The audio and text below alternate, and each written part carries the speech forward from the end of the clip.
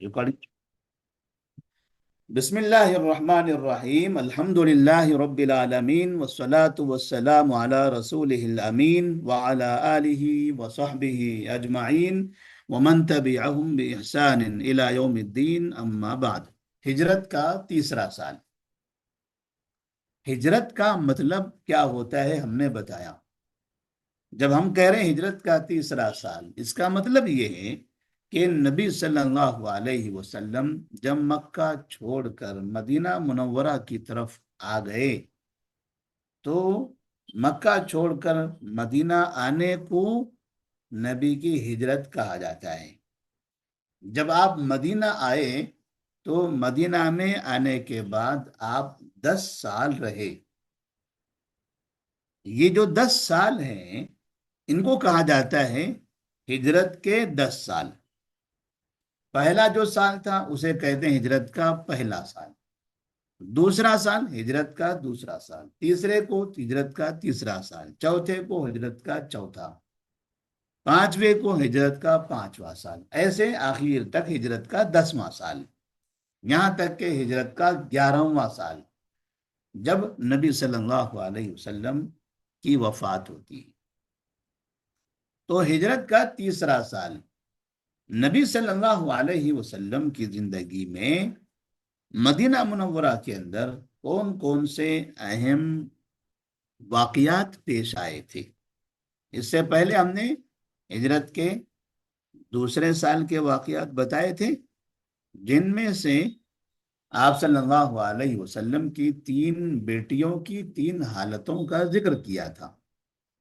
फातिमा रजी अल्लाह तआला अन्हा के निकाह का, रुकैया रजी अल्लाह तआला अन्हा के इंतकाल का और ज़ैनब रजी अल्लाह तआला अन्हा की हिजरत का।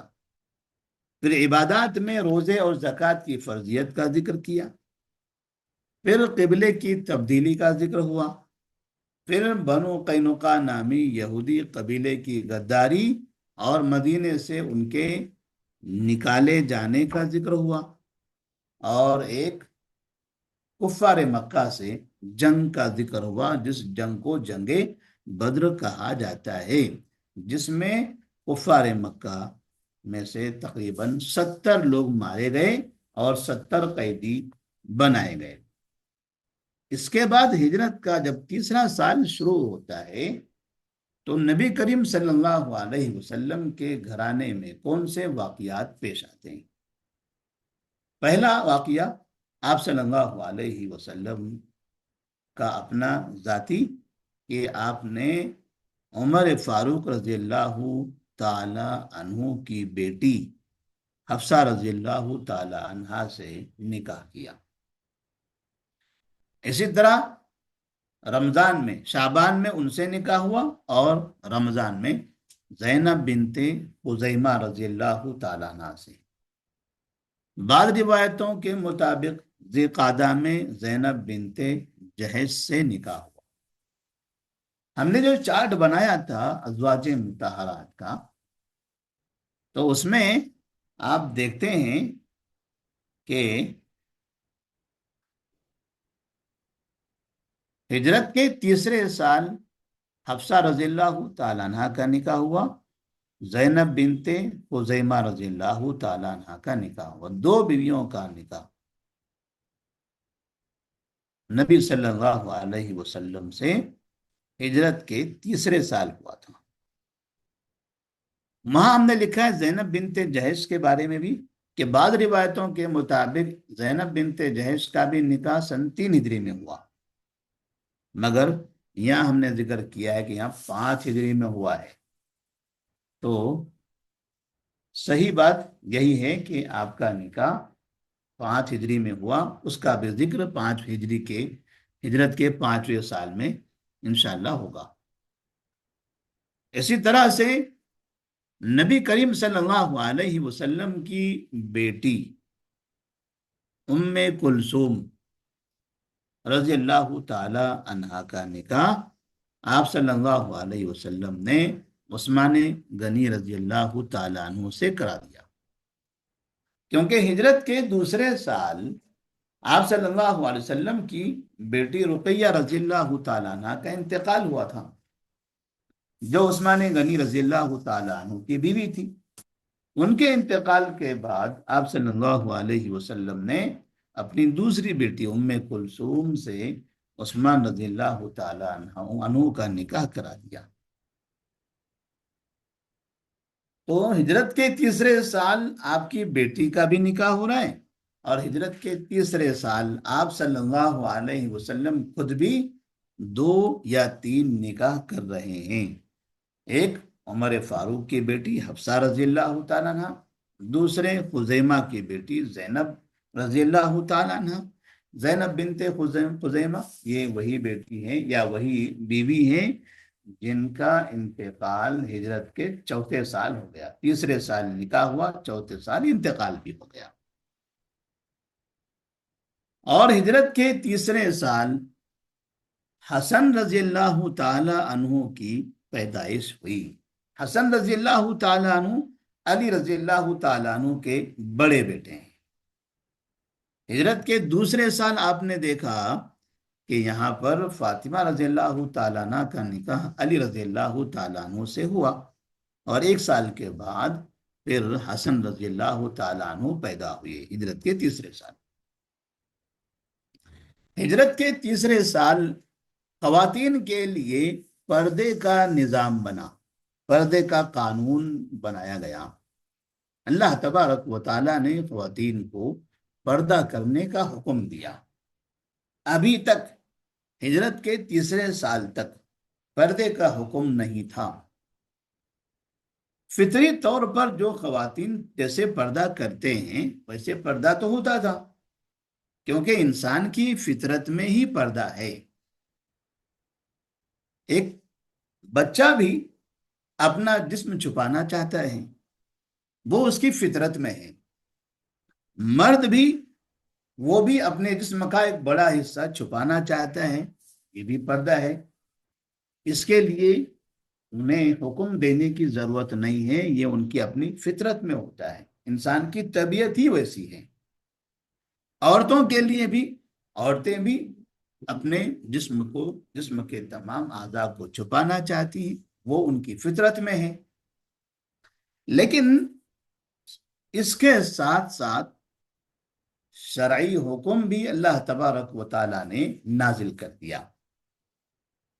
تو شرعی حکم میں خصوصی طور پر یہاں چہرے کے پردے کا ذکر کیا گیا ہے کہ جسم کا پردہ تو کرنا ہی ہے، ساتھ میں چہرہ بھی چھپانا ہے، اسی کو حجاب کہتے ہیں۔ اور یہ جو آیت ہے اسے آیت حجاب کہتے ہیں۔ سورہ احزاب آیت نمبر 59، 1-60۔ اللہ تبارک و تعالیٰ فرماتے ہیں، یا ایوہ النبی قل لازواجک وبناتک ونساء المؤمنین، اے نبی صلی اللہ علیہ وسلم آپ کہہ دیجئے اپنی بیویوں سے، اپنی بیٹیوں سے اور مومنوں کی عورتوں سے۔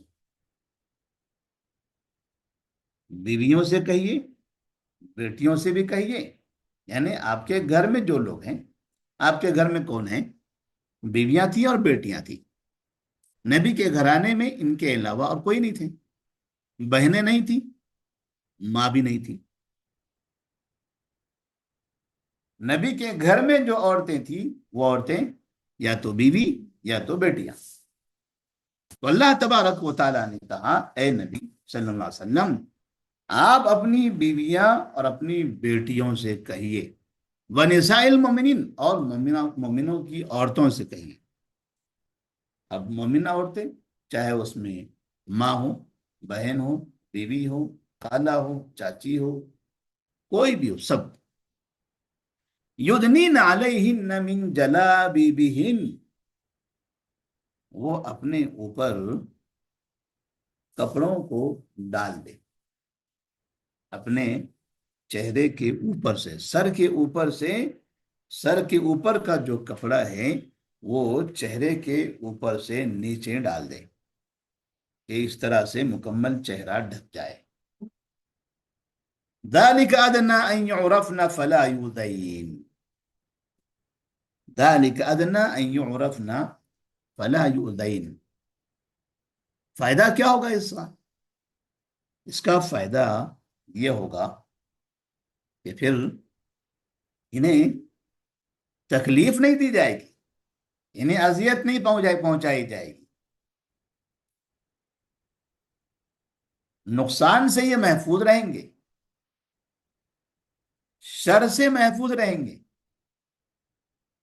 پردہ عورتوں کو شر سے، نقصان سے بچاتا ہے۔ تو اللہ تبارک و تعالی نے اس آیت میں پردے کا حکم دیا، اور یہ پردے والی آیت ہجرت کے تیسرے سال نازل ہوئی تھی۔ اس سے پہلے تک خواتین کچھ ایسی ہوا کرتی تھی جو چہرہ نہیں چھپاتی تھی، کیونکہ چھپانا واجب بھی نہیں تھا، حکم بھی نازل نہیں ہوا تھا۔ لیکن جب حکم نازل ہو گیا تب اس کے بعد سے خواتین نے چہرہ چھپانا بھی شروع کر دیا۔ اسی طرح سے ہجرت کے تیسرے سال نکاح سے متعلق ایک یہ حکم نازل کیا گیا کہ اب یہاں سے کوئی بھی مسلمان مشرکہ عورت سے نکاح نہیں کرے گا،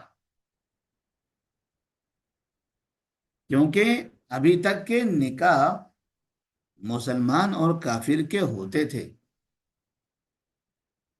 مسلمان اور کافر کے درمیان میں نکاح ہو رہے تھے، لیکن اب یہاں سے منع کر دیا گیا، لا تنکحوا المشرکات حتی یؤمننا، مشرکہ عورتوں سے نکاح مت کرو یہاں تک کہ وہ ایمان لے آئیں، اگر وہ ایمان لاتے ہیں تبھی نکاح کر سکتے ہو۔ جیسے آج کے زمانے میں آپ دیکھ رہے ہیں کچھ مسلمان ہیں جو کافر عورتوں سے نکاح کرتے ہیں، ان کی بیوی وہ کفر پر رہتی ہے، شوہر اسلام پر، شوہر مسلمان، بیوی کافر، بیوی ہندو۔ یہ جائز نہیں ہے۔ اگر کسی ہندو سے، کسی کافر سے نکاح کرنا ہے تو ضروری ہے کہ وہ خاتون بھی مسلمان ہو، یا تو وہ خود اسلام قبول کرے یا پھر آپ انہیں مسلمان بنائیے۔ مسلمان ہوں گے تو نکاح کر سکتے ہیں، ورنہ ان کے لیے نکاح جائز نہیں ہے۔ کسی دوسرے سے پھر نکاح کریں جو مسلمان ہو۔ اسی طرح سے ہجرت کے تیسرے سال شراب سے متعلق ایک حکم نازل ہوا۔ شراب دنیا کے اندر ہر جگہ لوگ پیتے تھے، چاہے وہ ملک شام ہو، ملک یمن ہو، حبشہ ہو، ایسے ہی جزیر عرب، مکہ، مدینہ، طائف، یہ جتنے علاقے ہیں پورے جزیر عرب میں، یہاں بھی لوگ شراب پیا کرتے تھے، لیکن سب نہیں پیتے تھے، کیونکہ شراب یہ بری چیز ہے۔ کافر بھی اس کی برائی کو، اس کی خباثت کو سمجھتا ہے، انسان کی طبیعت اس سے نفرت کرتی ہے، لیکن پھر بھی پینے والے پیتے تھے۔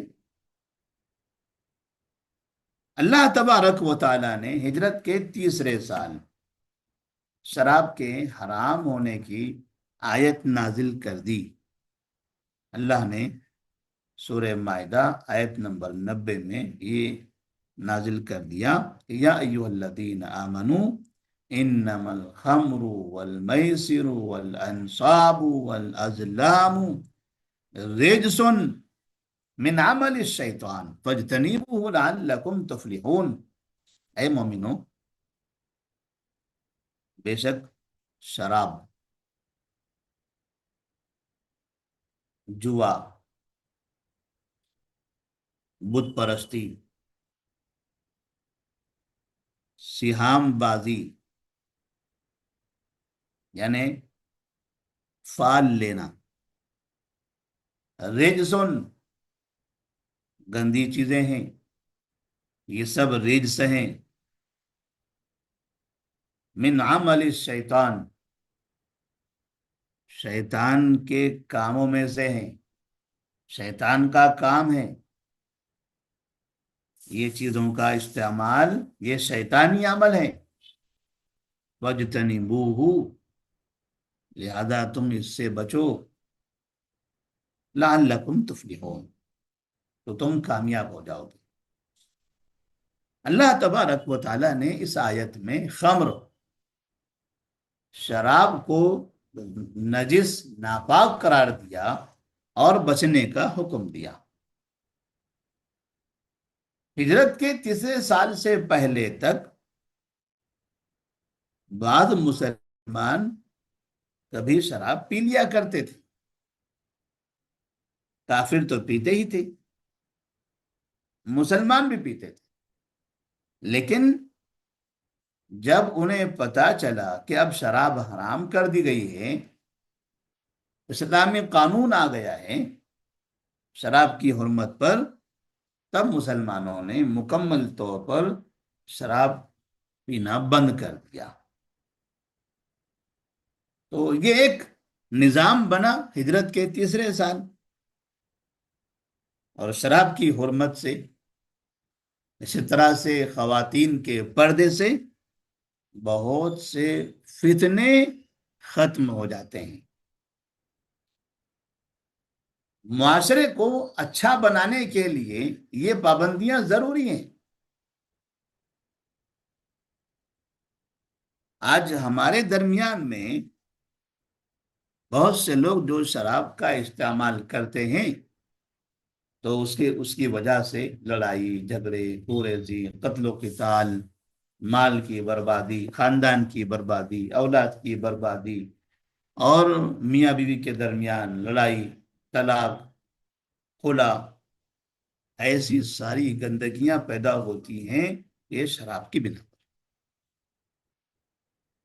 تو ہجرت کے تیسرے سال اللہ تبارک و تعالیٰ نے پورے معاشرے کو پاک کرنے کے لیے، اچھا بنانے کے لیے، خوبصورت بنانے کے لیے، محبت والا بنانے کے لیے، احترام والا بنانے کے لیے اس چیز کو حرام قرار دیا۔ اسی طرح ہجرت کے تیسرے سال کفار مکہ کے ساتھ پھر ایک دوسری جنگ شروع ہو گئی۔ پہلی جنگ تو ہجرت کے دوسرے سال ہو گئی تھی، بدر کے مقام پر ہوئی تھی۔ بدر مدینہ سے مکہ جاتے ہوئے راستے میں ہے، لیکن دوسری جنگ مدینہ میں ہوئی، مدینہ شہر کے بازو میں جو ایک بڑا سا پہاڑ ہے جس کو احد پہاڑ کہا جاتا ہے، وہاں پر ہوئی۔ وجہ یہ بنی کہ مشرکین مکہ جب ہجرت کے دوسرے سال جنگ بدر میں جنگ ہار گئے، شکست کھا گئے، ان کے بہت سے لوگ مارے گئے اور ان کے 70 لوگ قیدی بنائے گئے، تو انہیں غصہ آنے لگا کہ آخر یہ مدینہ کے مسلمان ہم پر غالب آئے کیسا، انہوں نے ہمیں جنگ میں کیسے ہرا دیا۔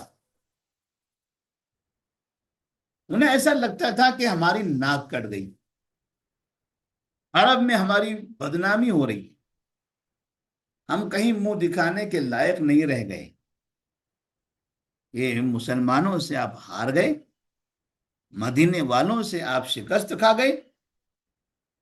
تو انہوں نے مدینے والوں کا بدلہ لینے کے لیے جنگ کی تیاری کر لی کہ اب ہم تیاری کر کے جائیں گے اور مدینے والوں کو سبق سکھائیں گے۔ اس تیاری میں سب سے آگے تھے ابو سفیان رضی اللہ تعالی عنہ، جو اس وقت مسلمان نہیں تھے، لہذا مال جمع کیا گیا، ہتھیار خریدے گئے، افراد کو تیار کیا گیا، سواریاں خریدی گئی، اور مکمل بڑے پیمانے پر تیاری ہوئی کہ بدر کا بدلہ ہم لیں گے، اور پھر مکے کا لشکر 3,000 افراد کے ساتھ یہ مدینہ منورہ پہنچ گیا۔ لشکر بہت بڑا تھا، 3,000 کی تعداد تھی، ہتھیار بھی بہت تھے، پیسہ بھی بہت تھا، سواریاں بھی بہت تھی، لہذا سیدھے احد پہاڑ کے پاس پہنچے اور 700 مسلمانوں نے احد پہاڑ کے دامن میں یہ 3,000 کے لشکر کا مقابلہ کیا۔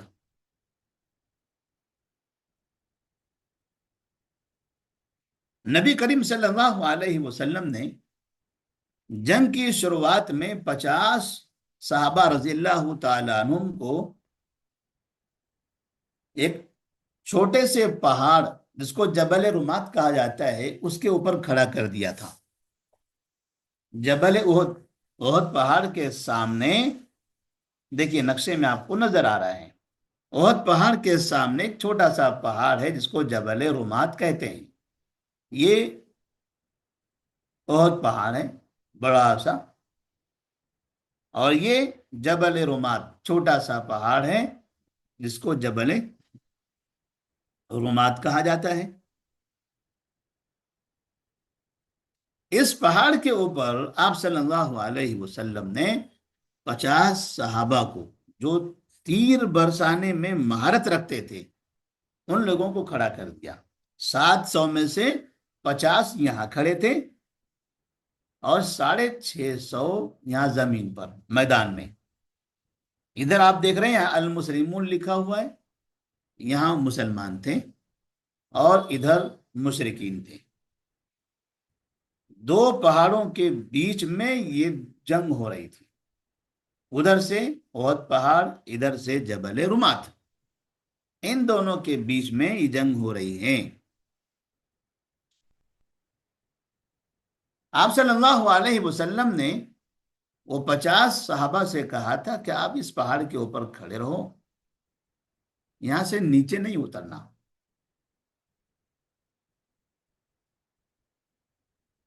اگر ہم جیت گئے تب بھی نہیں، ہم ہار گئے تب بھی نہیں، اترنا ہی نہیں ہے نیچے آپ کو، جب تک کہ میں خود آپ کو اترنے کا اشارہ نہ کر دوں۔ وہ تیار ہو گئے، 50 صحابہ یہاں کھڑے ہو گئے، باقی 650 یہاں آ گئے، ادھر سے 3,000 کا لشکر کفار مکہ کا تیار ہو گیا۔ ان دونوں میں جنگ شروع ہو گئی، اور جنگ 650 افراد نے مشرکین پر ایسے حملہ کیا، ایسے حملہ کیا کہ 3,000 کے 3,000 بھاگنے لگے۔ یہ بھاگنے لگے مکہ مکرمہ کی طرف، انہیں سمجھ میں نہیں آ رہا تھا کہ ان کا مقابلہ کیسے کریں۔ 650 صحابہ نے 3,000 مشرکین کو دوڑا دیا۔ جیسے ہی جبل رمات یہ پہاڑ پر رکے ہوئے 50 لوگوں نے دیکھا کہ مشرکین تو بھاگ گئے، جنگ ختم ہو گئی۔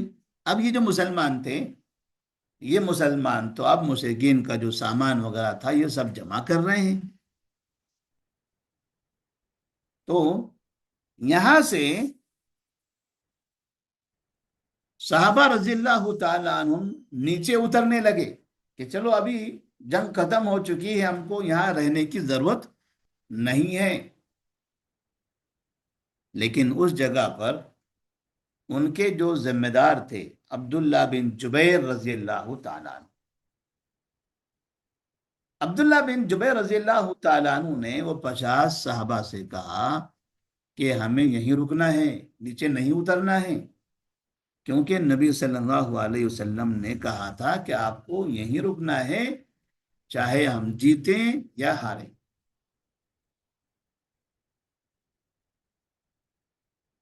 لوگوں نے ان کی بات نہیں مانی۔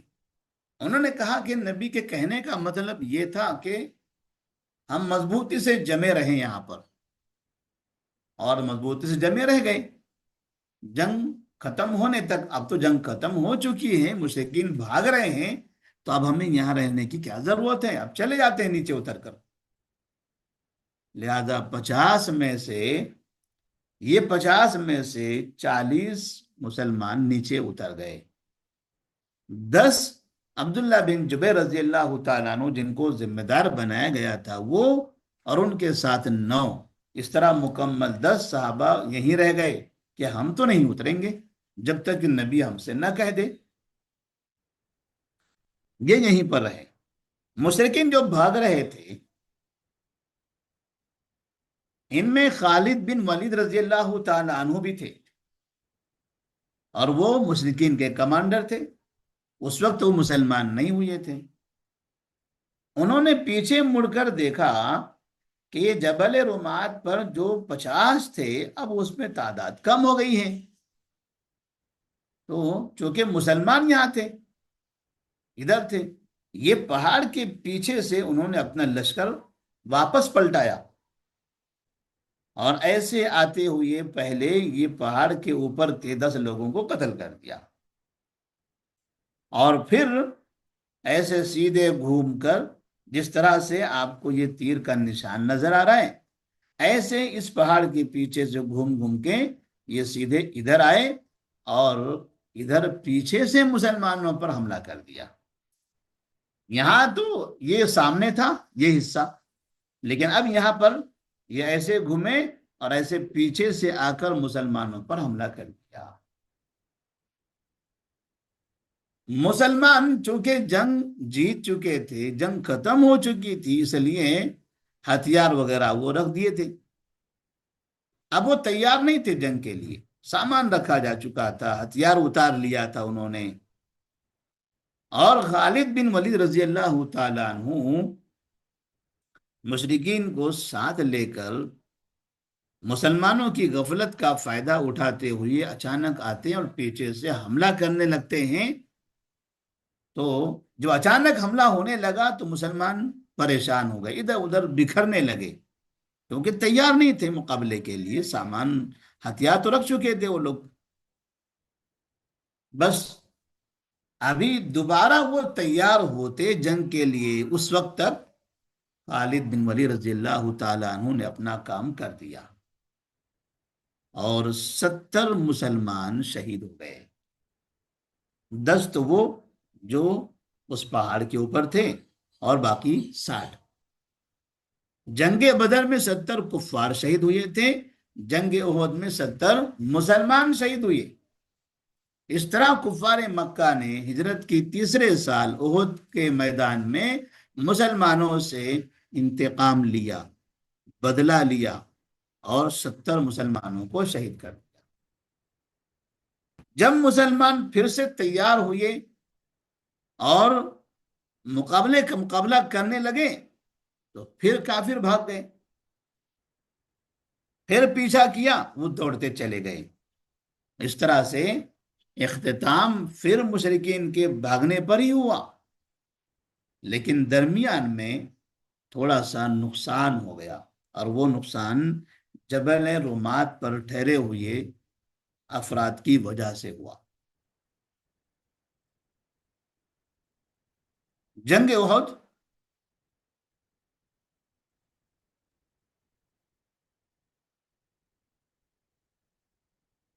شوال کی 6 تاریخ کو ہجرت کے تیسرے سال پیش آئی تھی، اور احد پہاڑ کے دامن میں یہ جنگ ہوئی تھی، اس لیے اس کو جنگ احد کہتے ہیں۔ اگر یہ پوچھا جائے کہ احد پہاڑ کدھر ہے، تو کہیں گے کہ مدینہ منورہ سے شمال میں، مسجد نبوی سے شمال میں تقریباً 5 کلومیٹر کے فاصلے پر ہیں۔ اب اگر مسجد نبوی کا نقشہ آپ دیکھیں گے تو آپ کو پھر یہاں سے بھی سمجھ میں آ جائے گا کہ احد پہاڑ کس سمت میں ہے۔ تو ابھی ہم نے آپ کو بتایا تھا کہ ادھر کی جو سمت ہے جدھر صفیہ رضی اللہ تعالیٰ عنہ کا گھر ہے، یہ جو سمت ہے یہ سمت ہے شمال۔ جدھر زینب بنت جہش رضی اللہ تعالیٰ عنہ کا گھر ہے وہ جو سمت ہے وہ ہے جنوب۔ تو احد پہاڑ مدینہ سے شمال میں ہے، یعنی اس سمت میں ہے۔ ادھر آگے جائیں گے تو ایسے ادھر احد پہاڑ آتا ہے۔ مسجد نبوی سے تقریباً 5 کلومیٹر کے فاصلے پر ہے۔ اس جنگ میں 33 کافر قتل ہوئے اور 70 مسلمان شہید ہو گئے۔ اس طرح سے ہجرت کا یہ تیسرا سال مکمل ہوتا ہے۔ پھر انشاءاللہ ہم ہجرت کے چوتھے سال کے واقعات آئندہ کے درس میں پڑھیں گے۔ السلام علیکم ورحمۃ اللہ وبرکاتہ۔